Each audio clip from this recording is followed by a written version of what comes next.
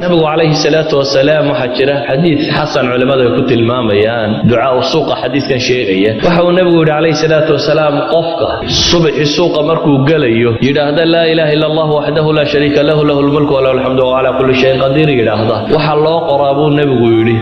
alfa xasana waxaa laga masaxaa alfa sayi'a alfiga ma taqaani luqada carbeed waxaan hadda milyuunka la yidhahdaa kuma jirin alf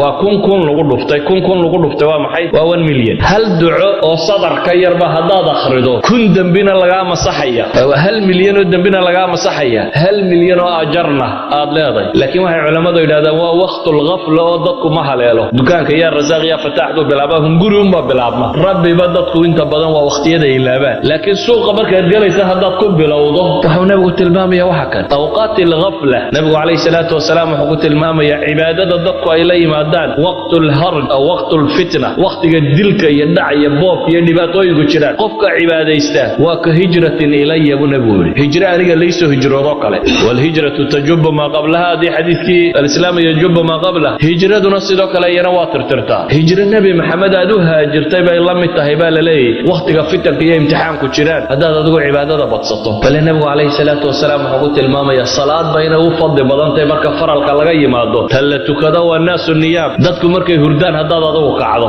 habeenkii markay dadku hurdaan hadaad adigu salaad u kacdo fariidada shanta kadib waa ta u fadli badan in la tukado idan waxaynu u baahanay dhikriga iyo ducaaga iyo rabbi subhanahu wa ta'ala xasuustiisa inaynu in badan badino oo in badan ilaahay subhanahu wa ta'ala ku xidhano